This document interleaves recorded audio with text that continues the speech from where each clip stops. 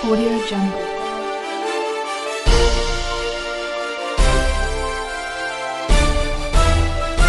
Audio Jungle.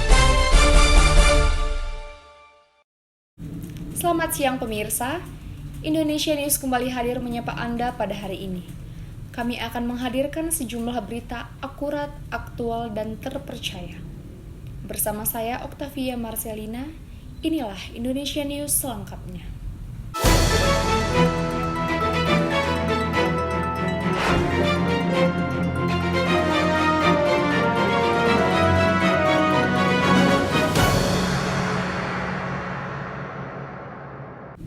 Peraturan Menteri Kebudayaan, Riset dan Teknologi Permendikbudristek Nomor 30 Tahun 2021 tentang pencegahan dan penanganan kekerasan seksual atau PPKS di lingkungan perguruan tinggi menuai kontroversi. Isu kekerasan seksual nyatanya bukanlah hal yang baru. Sederet pengalaman buruk yang dialami korban pelecehan seksual kerap terjadi di lingkungan kampus yang notabene sebagai lingkungan pendidikan. Berikut adalah deretan kasus kekerasan yang pernah terjadi di lingkungan kampus. Yang pertama, kekerasan seksual pada anggota organisasi Laskar Mahasiswa Republik Indonesia atau LAMBRI. Pada awal November 2021, muncul dugaan kasus kekerasan seksual di Surabaya, Jawa Timur. Organisasi Laskar Mahasiswa Republik Indonesia atau LAMBRI Kota Surabaya membuat utas di Twitter pada hari Senin 1 November 2021 terkait dugaan kekerasan seksual yang dilakukan oleh seseorang berinisial AS. Ketua LAMBRI Surabaya Bima Aji mengatakan kekerasan seksual yang dilakukan oleh AS mulanya terbongkar pada tahun 2018 kala AS masih terdaftar menjadi anggota LAMBRI. Saksi yang sempat membuntuti AS dan mencurigai kelakuannya melaporkan dugaan kekerasan seksual yang dilakukan oleh AS kepada korban. Setelah dilakukan penelusuran, rupanya benar, AS memperkosa korbannya tanpa persetujuan dalam keadaan mabuk.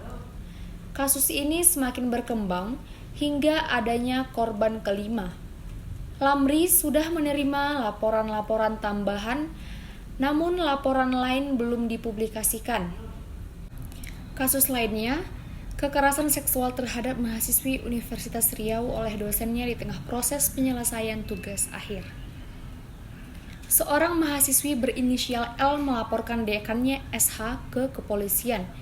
Dekan Fakultas Ilmu Sosial Politik UNRI itu melecehkan pelapor saat bimbingan skripsi. SH kemudian melaporkan balik kasus ini dengan dalih pencemaran nama baik. Yang ketiga adalah dosen IAIN lecehkan mahasiswanya. Kasus pelecehan seksual juga terjadi di Institut Agama Islam Negeri IAIN Kediri yang dilakukan oleh seorang dosen pada mahasiswinya. Dugaan ini mencuat usai akun Twitter @hellobi buka suara dan mengaku sebagai mahasiswi IAIN Kediri dan pernah menjadi korban pelecehan seksual oleh oknum dosen lain pada tahun 2017.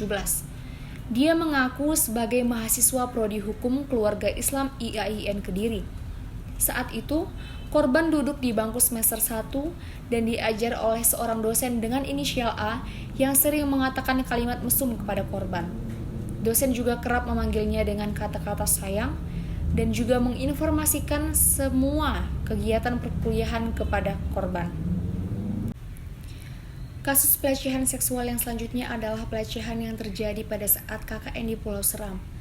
Pada tahun 2018 ada juga kasus Agni yang namanya telah disamarkan, yang merupakan mahasiswa Universitas Gadjah Mada yang mengalami kekerasan seksual dari rekan sekampusnya HS pada tanggal 30 Juni 2018 saat sedang menjalani program kuliah kerja nyata di Pulau Seram, Maluku.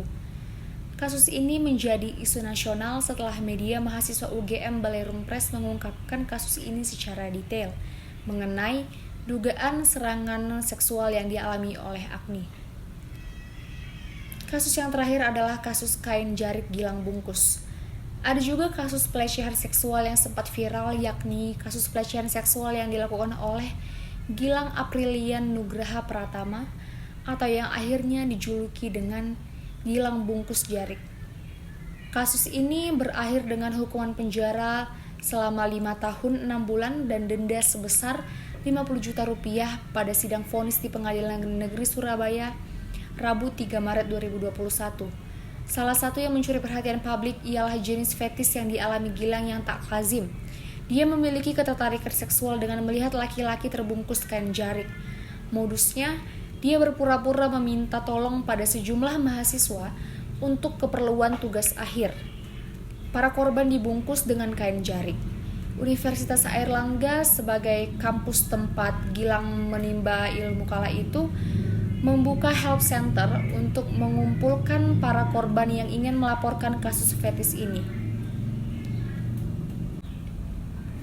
Pemirsa, kita beralih ke berita selanjutnya. Viral video siswi SMP di Sulawesi Utara dianiaya oleh temannya. Video penganiayaan seorang siswi sekolah menengah pertama di Kota Manado, Sulawesi Utara beredar di media sosial. Belum diketahui pasti apa motif dari penganiayaan tersebut. Diketahui, penganiayaan tersebut terjadi pada hari Rabu tanggal 17 November 2021. Siswi yang melakukan penganiayaan maupun korban merupakan pelajar salah satu SMP swasta di Kota Manado.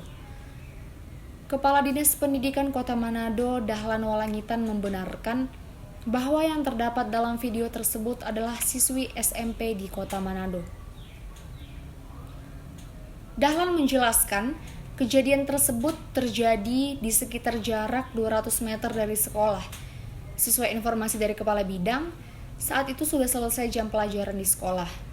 Dahlan mengatakan bahwa kasus penganiayaan tersebut sudah ditangani oleh pihak kepolisian. Sementara itu, Kabid Humas Polda Sulawesi Utara Kombes Pol Jules Abraham Abbas mengatakan pihaknya sudah menangani kasus tersebut. Di media sosial Instagram @lambeturahkawanua_ terlihat ada 2 video yang beredar terkait dengan penganiayaan tersebut. Siswi yang melakukan penganiayaan memakai kaos oblong berwarna merah muda dan rok birdongker. Dalam video pertama, terlihat pelaku memukul korban berkali-kali di bagian kepala.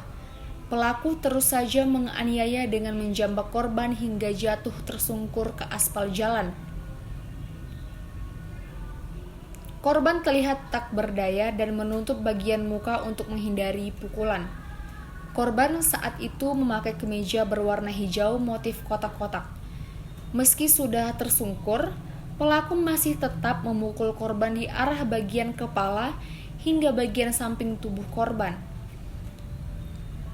Melihat korban sudah dipukul berkali-kali, teman pelaku berusaha untuk melerai.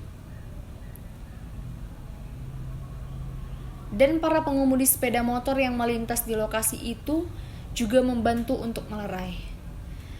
Lalu di awal video kedua, pemukulan sempat terhenti. Namun karena beberapa teman pelaku sempat memanas-manasinya, penganiayaan pun kembali terjadi.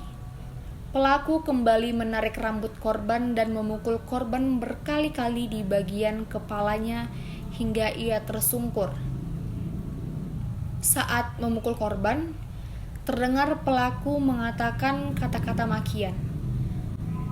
Baiklah pemirsa, demikian informasi yang dapat kami sampaikan. Saya Octavia Marcelina mewakili tim redaksi dan seluruh kerabat kerja yang bertugas mengucapkan terima kasih atas kebersamaannya. Selamat siang dan sampai jumpa. Audio Jungle.